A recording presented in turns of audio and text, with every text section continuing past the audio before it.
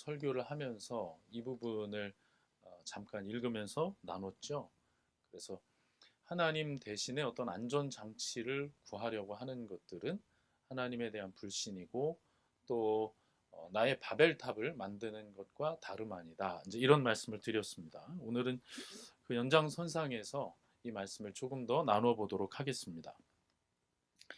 우리 인간은요, 다른 짐승들하고 아주 큰 차이가 있는데 그 중에 하나가 인간은 걱정하는 존재라는 거예요. 우리 인간은 진짜 걱정을 많이 하잖아요. 그렇죠? 때로는 그런 생각이 들 때가 있어요. 우리의 삶을 지탱하고 이끄는 주된 동력 중에 하나가 걱정이 아닐까. 이런 생각을 합니다. 우리는 무슨 굉장히 고상한 것들이 나의 삶을 이끈다고 생각을 할 수도 있지만 솔직하게 그 생각 가장 깊은 데 들어가 보면 걱정이 오늘 아침에 나를 깨우고 걱정이 오늘 나를 책상에 앉히고 걱정이 오늘 직장 생활을 열심히 하게 하고 걱정이 오늘 내가 다른 사람과의 관계에서 참게 만들고 있지는 않던가 하는 거죠. 가만히 보면 정말 걱정이요. 우리 삶에 가득하고요. 그 삶이 우리를 이끌어 갈 때가 있습니다. 하루하루의 삶을 보면요. 괴로움이 가득할 때가 얼마나 많은지 몰라요. 인간의 타락 때문에 하나님께서 저주하시고 땅에서 가시덤불, 엉겅퀴가 나오게 하신 그날, 그때부터 우리의 삶은 고생해야 먹고 사는 삶이 됐잖아요. 우리가 왜 삶이 이렇게 고달픈가? 성경에 분명히 기록이 돼 있지 않습니까? 창세기 3장에. 그렇기 때문에 우리 삶에서 괴로움이 아예 없을 수는 없어요. 그것은 하나님이 이미 말씀하신 것이기 때문입니다. 땀이 없을 수 없는 삶이다라고 분명하게 말씀을 하고 있습니다. 하지만 하나님을 알고 믿음으로 사는 사람에게 걱정이라고 하는 것은 또 다른 의미가 있죠. 지난번에 우리가 살핀 것처럼 이것이 하나님에 대한 불신의 표현이다라는 것입니다. 참 귀한 약속을 해주셨지만 우리는 하나님을 온전히 신뢰하지 못하는 때가 있고 그럴 때 우리는 걱정으로 드러난다는 거예요. 오늘 말씀을 보면요. 이렇게 말씀합니다. 31절 보십시오. 그러므로 무엇을 먹을까, 무엇을 마실까, 무엇을 입을까 하고 걱정하지 말아라. 이 모든 것은 모두 이방 사람들이 구하는 것이요. 여러분, 이런 것을 걱정하는 것이 누가 하는 거라고요? 이방 사람들이 하는 짓이라는 거예요. 다른 말로 하면 죄라는 거예요. 죄. 성경에서 이방인들이 하는 짓 하면 그건 다 죄예요. 죄. 이방 사람들이 하는 죄다. 무엇을 먹을까, 마실까, 입을까, 이거 걱정하는 건 죄라고 해요. 여러분, 오늘 말씀을 듣고 여러분 안에 자리 잡혀야 하는 아주 중요한 내용 하나가 걱정은 감정이 아니라 죄라는 사실입니다. 여러분, 걱정은 죄입니다. 여기서 이 말씀에 대해서 잘못 이해하면 먹고 살기 위한 그 육체적 노동이 다 헛된 것이다. 그거 다 세상 따라가는 것이고 성도가 할 짓이 아니다. 여러분, 전혀 그런 말씀이 아닙니다. 누구보다도 누가 이 사실을 가장 잘 알고 계시냐면 하나님께서 가장 잘 알고 계세요. 왜요? 오늘 본문에서 그랬어요. 뭐라고 말씀합니까? 32절 중반 이후에 보면 너희 하늘 아버지께서는 이 모든 것이 너희에게 필요하다는 것을 아신다. 그렇기 때문에 먹는 것, 입는 것, 또 마시는 것, 우리 의식주와 관련된 이런 내용들이 우리에게 반드시 필요하다는 것은 나보다도 하나님이 더 잘 알고 계시다는 거예요. 그렇기 때문에 예수님의 가르침이 야, 그런 거 신경 쓰는 건 성도가 할 짓이 아니다. 이런 의미가 아니라는 것을 기억해야 합니다. 여기서 말씀하고 있는 것은 그것이 너희에게 필요 없다는 말도 아니고 그것을 위해 계획을 세우거나 노력을 할 필요가 없다는 것이 아니고 그것 때문에 걱정하는 것이 죄라는 거예요. 여러분, 우리 삶 속에서 미래를 준비하는 것과 그것을 걱정하는 것을 나누어서 볼 수 있는 지혜가 있어야 합니다. 성경이 분명히 말씀해요. 우리에게 말씀해요. 여러분 기억하십시오. 그건 누가 하는 일이라고요? 이방인들이 하는 일이라고. 그건 누가 하는 거라고요? 세상 사람들이 하는 일이라고요. 걱정은 감정이라고요? 걱정은 죄라고요. 생각의 전환이 필요합니다. 깨달음이 필요해요. 그렇게 보면은 가장 우리가 쉽게 범하는 죄가 걱정이에요. 저도 걱정으로부터 자유롭지를 못하거든요.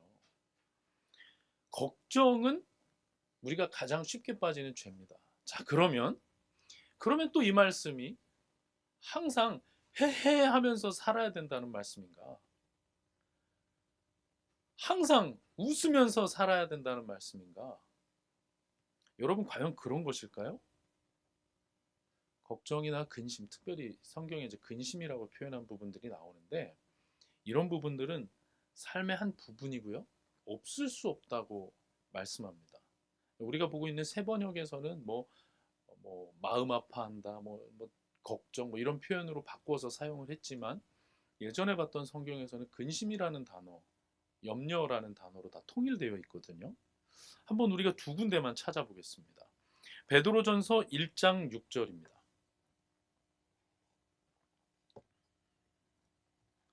베드로전서 1장 6절 말씀입니다.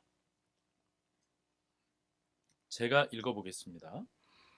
그러므로 여러분이 지금 잠시 동안 여러 가지 시련 속에서 어쩔 수 없이 슬픔을 당하게 되었다 할지라도 기뻐하십시오. 예전 성경에서는 그러므로 너희가 이제 여러 가지 시험으로 말미암아 잠깐 근심하게 되지 않을 수 없으나 오히려 크게 기뻐하는도다 라고 말씀하거든요. 그러니까 근심이 있다고 말해요. 여기서 말하는 근심은 성도로 당하는 여러 박해 때문에 겪는 근심입니다. 그런 시험 속에서 당하는 아픔이고 그런 시험 속에서 당하는 슬픔을 가리켜요. 그런 것들이 있다고 얘기해요. 또 고린도 후서는 어떻습니까? 자, 고린도 후서로 가보시죠. 고린도 후서 7장 10절입니다. 고린도 후서 7장 10절 제가 읽어보겠습니다. 하나님의 뜻에 맞게 마음 아파하는 것은 회개를 하게 하여 구원에 이르게 함으로 후회할 것이 없습니다. 그러나 세상 일로 마음 아파하는 것은 죽음에 이르게 합니다. 예전 성경에서는 이렇게 말합니다. 하나님의 뜻대로 하는 근심은 후회할 것이 없는 구원에 이르게 하는 회개를 이루는 것이요. 세상 근심은 사망을 이루는 것이니라. 근심이 있다고 말하잖아요. 근심이 있다. 특별히 하나님의 뜻대로 하는 근심, 하나님의 뜻에 맞게 마음 아파하는 것이 있다고 말씀을 한단 말이에요. 그런데 놀랍게도 방금 읽은 두 본문에서 우리가 발견할 수 있는 것은 그런 근심과 그런 마음 아파함과 그런 슬픔을 오히려 감사하고 오히려 기뻐하라고 말씀하고 있다는 거예요. 참 놀랍지 않습니까? 방금 읽었던 고린도 후서 말씀은 하나님의 말씀으로 우리가 책망을 받고 우리의 삶을 비추어 봤을 때 그 안에서 슬퍼하고 마음 아파하는 일들이 생길 수 있다. 그러나 그것은 감사해야 할 근심이라는 거예요.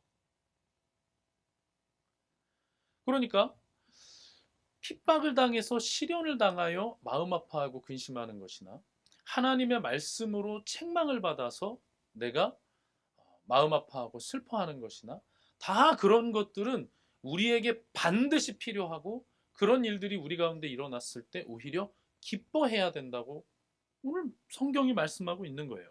그렇기 때문에 이러한 근심이라는 것 자체는 있을 수 있고 또 어떤 때는 꼭 필요한 겁니다. 하나님의 자녀로 성장하기 위해서는 꼭 필요한 거예요. 특별히 하나님의 그 나라를 구하고 하나님의 의를 구하는 자들에게 언젠가는 반드시 거쳐야 하는 것들이 이렇게 하나님의 뜻에 맞는 염려가 있다는 거죠. 그렇기 때문에 내 마음에 항상 기쁨만 넘칠 수 있다. 넘쳐야만 한다. 그런 말씀이 아니에요. 그러나, 그러나, 먹고 사는 문제 때문에 걱정하는 것은 세상이 하는 일이라고 말씀합니다. 여러분, 이게 쉬운 게 아닙니다. 그러나 분명하게 말씀하고 있다는 것을 기억해야 돼요. 먹고 사는 문제 때문에, 먹고 마시고 입는 문제 때문에 걱정하는 것은 뭐라고요? 죄라고요. 왜 이게 위험한가? 당장 오늘 우리를 괴롭히기 때문에도 위험하지만요. 누가복음 8장 14절을 보면 이것은 훨씬 더 큰 심각한 너무 치명적인 문제를 일으킵니다. 한번 가보서 봅시다. 누가복음 8장 14절입니다.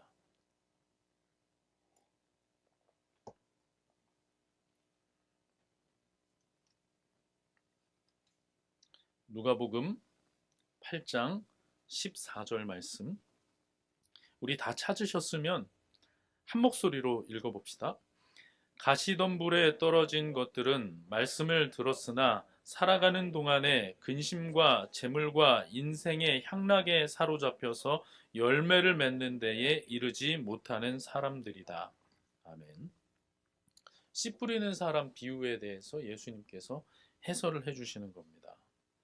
어떤 사람은 돌짝밭에 떨어진 상황이어서 처음에는 기쁘게 받는 것 같지만 그 다음에는 뿌리가 없어서 시련이 있으면 그냥 떨어져 나가고, 특별히 가시덤불에 떨어진 것 같은 사람들, 지금 우리가 얘기하고 있는 것이거든요.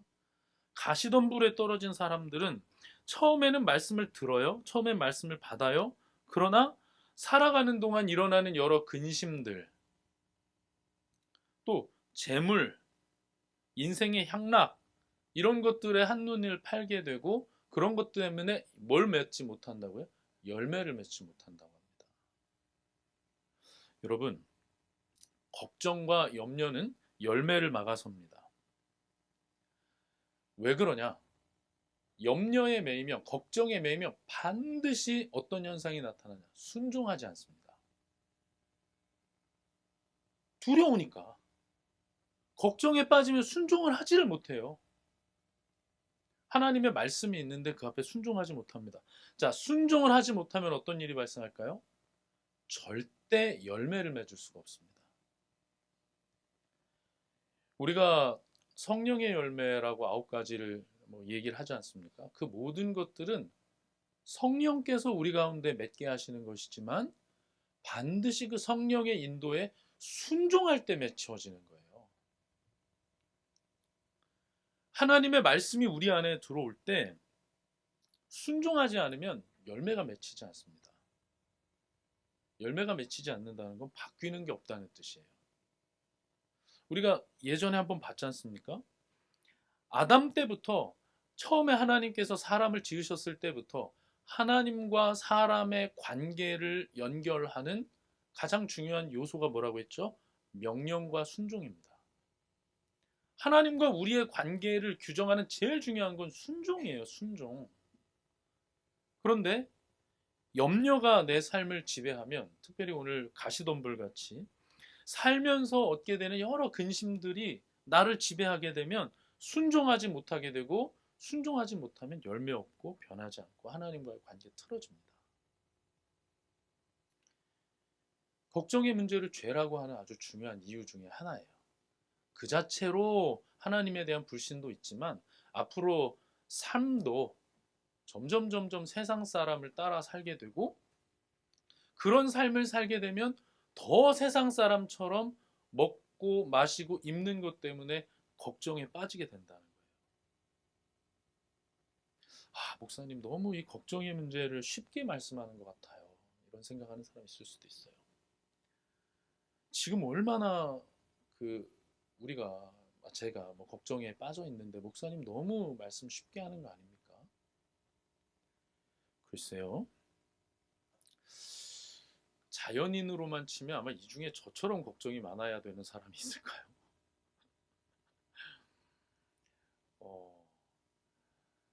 저도 걱정이 많죠. 왜 없어요?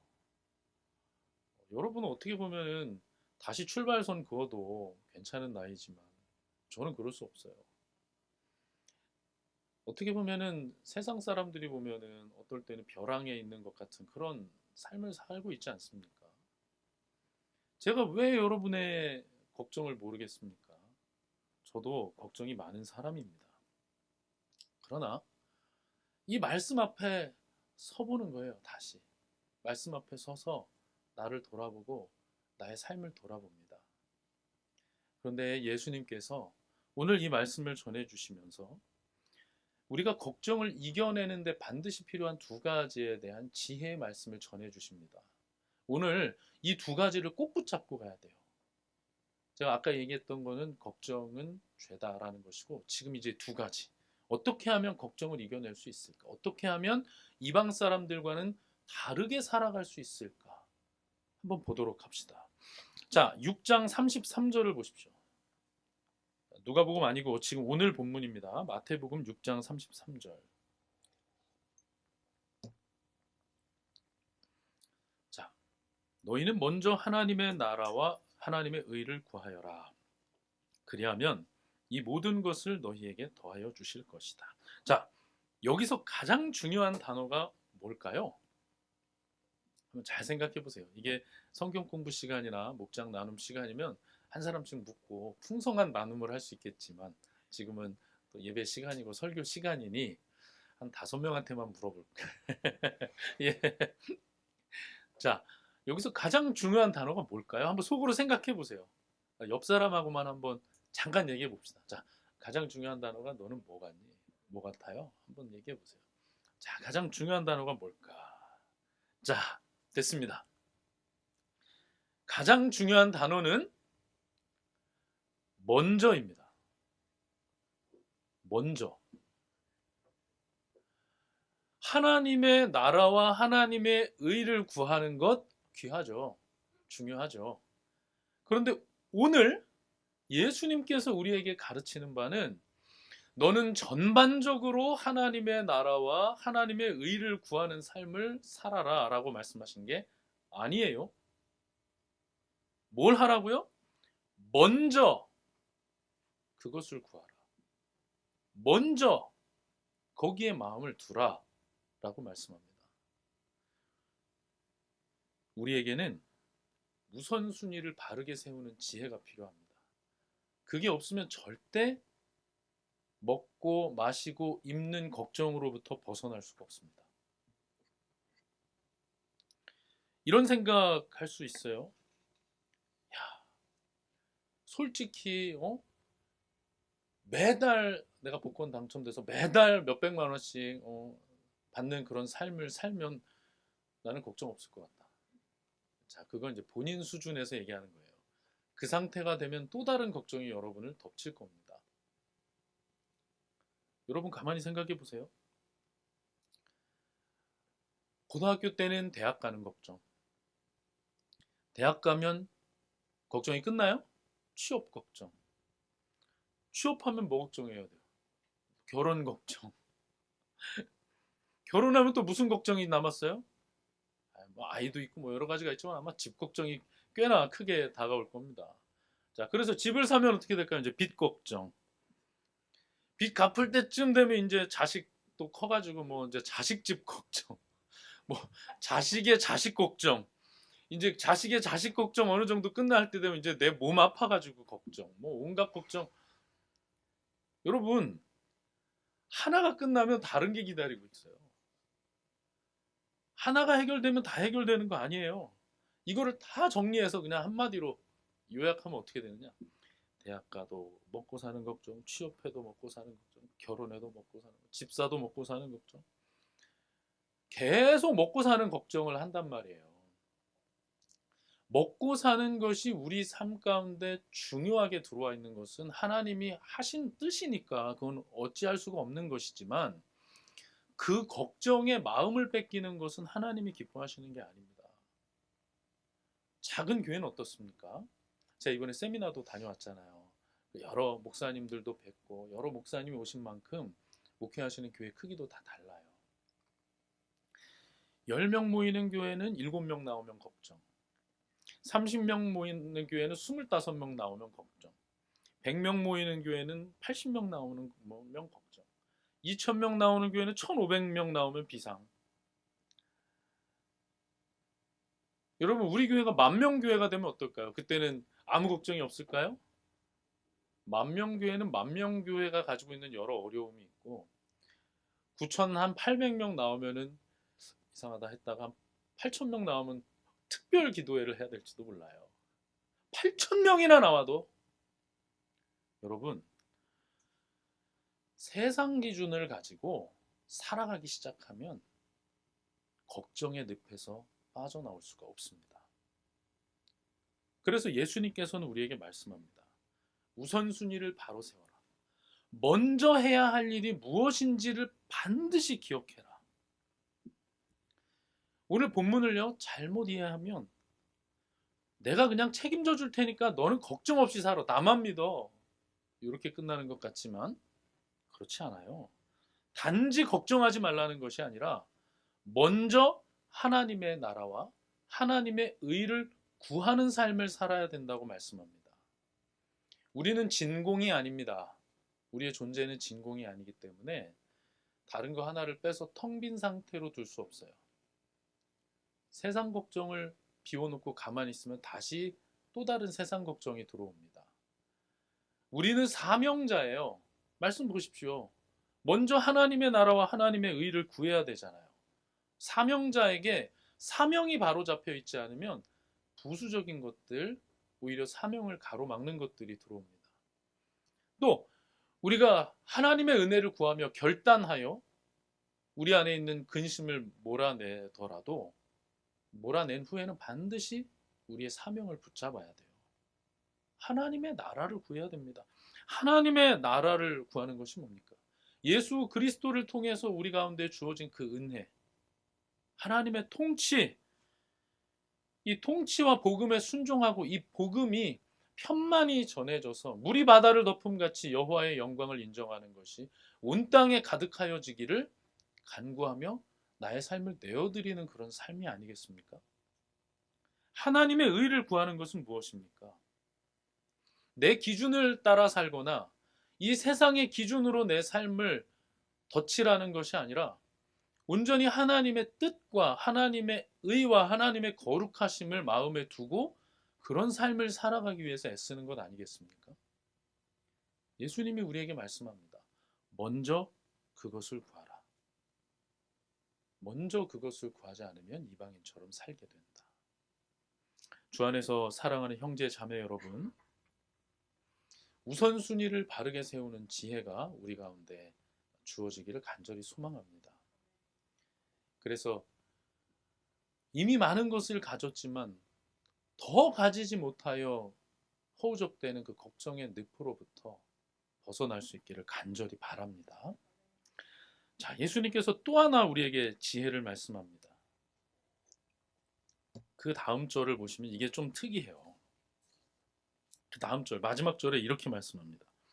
그러므로라는 것은 어쨌든 한번 정리하는 결론적인 말씀이라는 거 아니겠어요? 특별히 근심과 걱정에 대한 이 말씀을 25절부터 쭉 하시면서 34절에서 그러므로라고 정리를 또 한 번 해주시기 때문에 굉장히 중요하거든요. 함께 읽어봅시다. 그러므로 내일 일을 걱정하지 말아라. 내일 걱정은 내일이 맡아서 할 것이다. 한날의 괴로움은 그날에 겪는 것으로 족하다. 아멘. 내일 일을 걱정하지 말아라. 내일 일은 내일이 맡아서 할 것이다. 야, 내일 일은 내일이 맡아서 한다. 내일 걱정은 내일 해라 이렇게도 말씀 안 하시고 내일 일은 내일이 맡아서 할 것이다. 철저하게 나라는 존재와 내일을 분리해서 말씀하고 있어요. 얘야, 오늘 걱정은 오늘 하고 내일 걱정은 그냥 내일 해라 이렇게 말씀 안 하고요. 나하고 내일을 분리해서 내일 일은 내일이 걱정할 거야 이렇게 말씀하셨단 말이에요. 내일 일을 여러분 걱정하지 마십시오. 제가 이번에 세미나 기간 가운데 묵상하면서 또 어떤 내용을 들으면서 제 안에 분명히 붙잡아야 되겠다고 생각한 게 이거예요. 하루하루 살아가는 삶. 여러분, 내일 일 걱정하지 마십시오. 이 말은 내일을 위해서 계획하지 말라는 말도 아니고 준비하지 말라는 말도 아니에요. 계속 말하지만 내일 일을 걱정하지 말라는 거예요. 성경을 보면요, 하나님은요, 우리에게 참 이중적인 가르침을 주실 때가 많이 있어요. 대표적인 게 이런 겁니다. 하나님은 창조주이시며 우리의 아버지이시다. 우리를 지으신 분이기 때문에 우리가 아버지라고도 부르는 것이지만, 또 하나는 하나님은 우리를 그렇게 사랑하고 부모님처럼 아끼고 사랑하는 분이라고 말하는 거예요. 가정마다 상황은 다르겠지만 그래도 어느 것보다도 가정에서 우리는 안정감을 얻고 위로를 받지 않습니까? 지지를 받지 않습니까? 하나님은 우리가 범접하고 감히 상상도 할 수 없는 큰 창조주이시지만 동시에 또 아버지라고 말씀해요. 하나님은 말씀으로 온 우주 만물을 지으신 분이지만 지금 우리 머리카락 하나까지도 다 세시는 분이라고 말씀합니다. 하나님은 온 역사를 주장하시고 많은 왕들을 세웠다 떨어뜨렸다 하시는 분이지만 동시에 참새 한 마리 떨어지는 것까지도 하나님이 컨트롤하고 계시는 분이라고 말씀합니다. 그리고 성경이 우리에게 가르치는 아주 또 중요한 개념이 바로 영원이에요. 영원. 상상만 해도 머리에 쥐가 나는. 여러분, 영원에 대해서 오해하시면 안 됩니다. 영원은 아주 먼 옛날부터 아주 먼 미래까지를 말하는 것이 아니고 그 시간 밖을 말하는 거예요. 그게 영원이거든요. 시간 속에서 태어나서 시간 속에서 죽는, 하나님도 시간 속에서 만나는, 그래서 하나님조차도 우리를 위해서 시간 속에서 일하시는데 그 하나님을 말하면서 영원하신 하나님. 또 우리가 꿈꾸는 삶이 영원한 생명이잖아요. 영원은 시간 밖에 있는 우리의 입장에선 정말 상상도 할 수 없는 그런 개념이란 말이에요. 그런데 오늘 본문에서는 뭐라고 말씀합니까? 정말 손에 잡힐 듯 가까워 보이는 내일조차도 나라는 존재와 분리하고 그 내일 일조차도 걱정하지 말라고 우리에게 말씀합니다. 성도는 영원하신 하나님 안에 있고 성도는 영원을 바라보면서 살고 그런 영원한 생명을 누리며 살아가는 자들이잖아요. 그런데 그 영원한 삶을 누리고 종말의 때를 바라보면서 큰 시야를 가지고 이 세상을 살아가야 하는데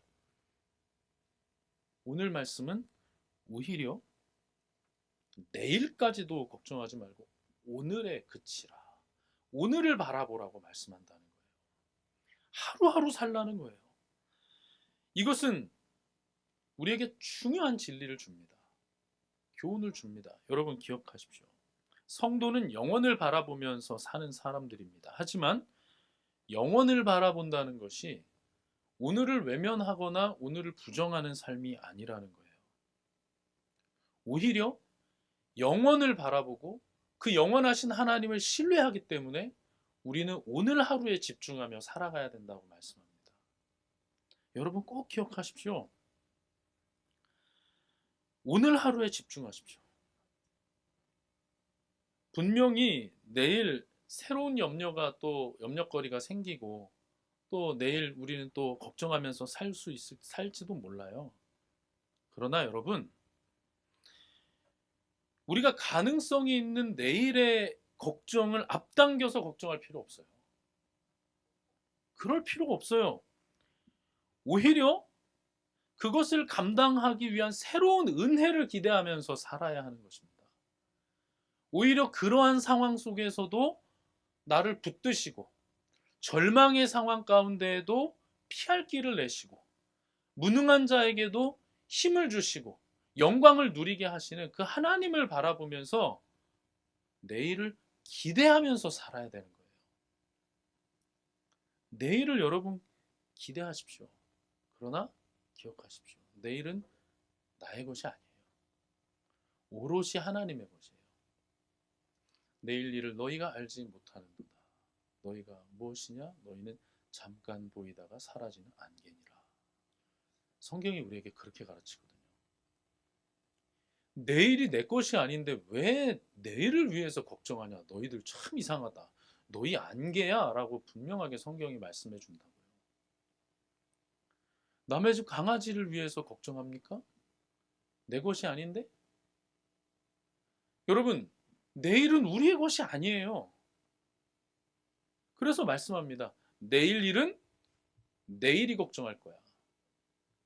내일은 너희 것이 아니야. 오늘 하루 고생했다. 오늘 그렇게 고생했으면 됐지. 고생했다. 토닥토닥. 예수님이 오늘 우리에게 그렇게 말씀합니다.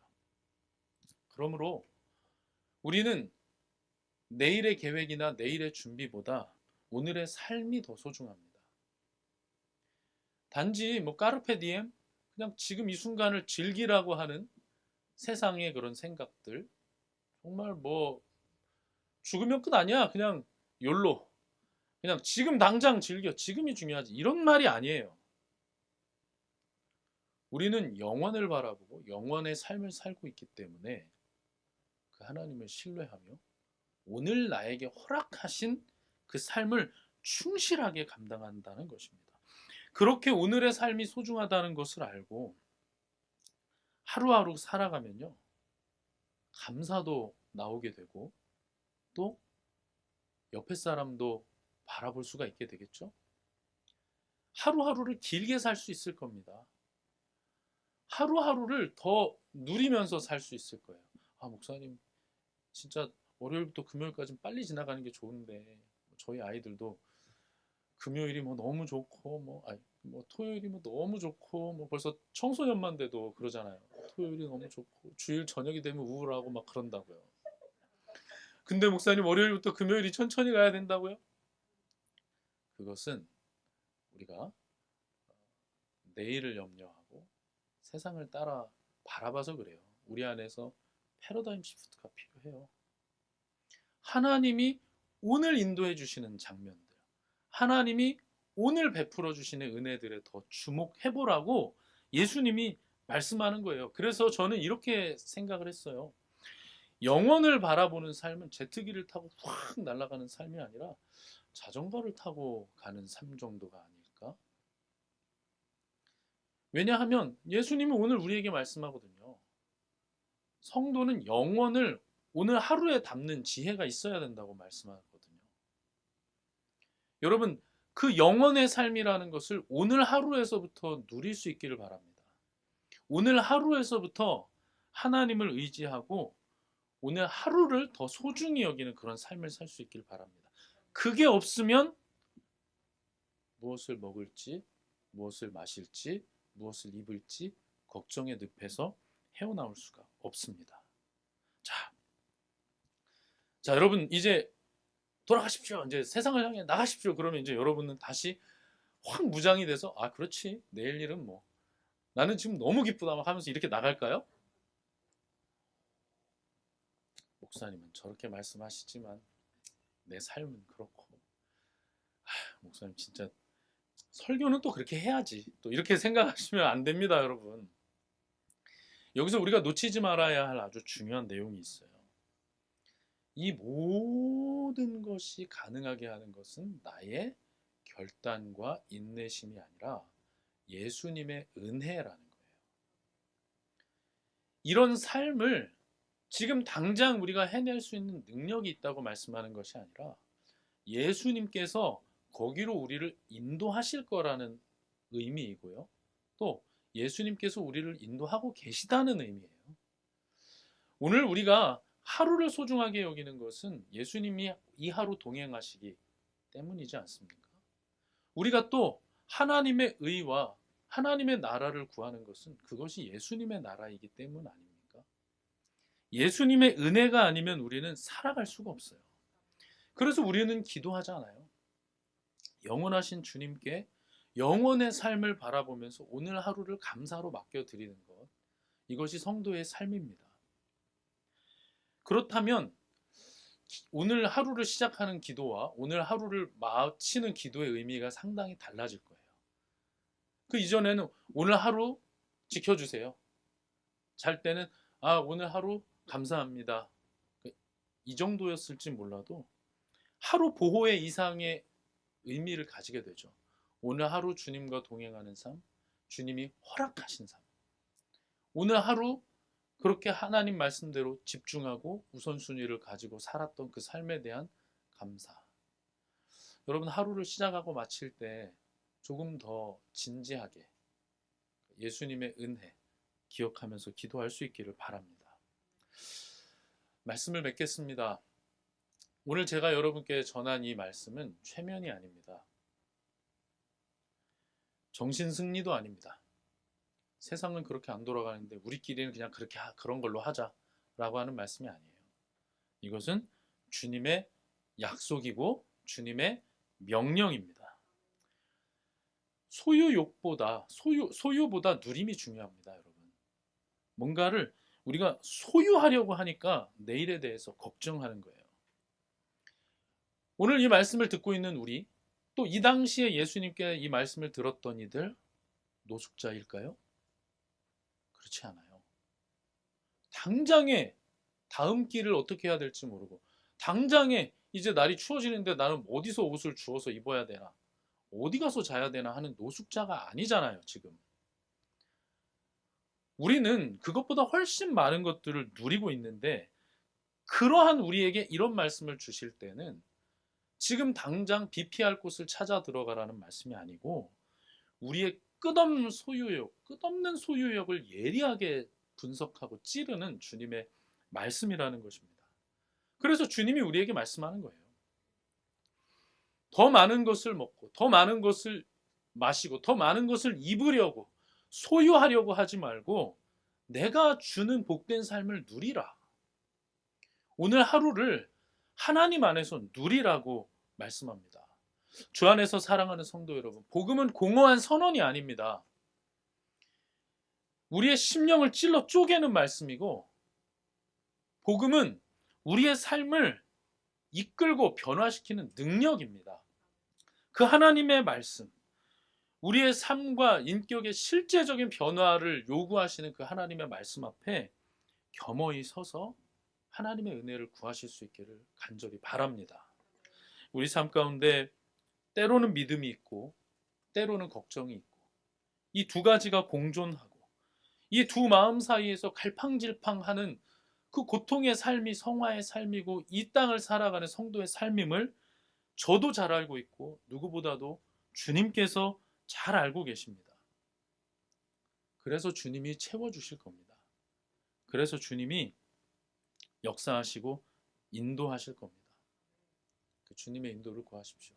우리의 염려는 키를 단 한 뼘도 자라게 하지 못한다고 말씀했습니다. 잠언 16장 9절 말씀 제가 읽고 마치겠습니다.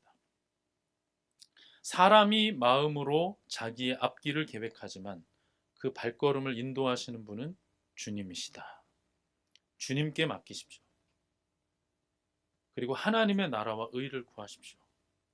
그러면 분명히 내가 가진 건 별로 없어도 풍성하게 누리는 삶이 될 겁니다. 이 땅에서 길을 바로 찾고 하나님 기뻐하시는 삶을 살고 하루하루 많은 은혜의 스토리를 써내려가는 삶을 살게 될 줄로 믿습니다. 우리 모두가 그런 삶으로 깊이 들어가서 그런 삶을 나누는, 우리 은혜를 누리는 우리 모두가 되기를 간절히 축원합니다. 주님 우리 통해 계획하시니 부족한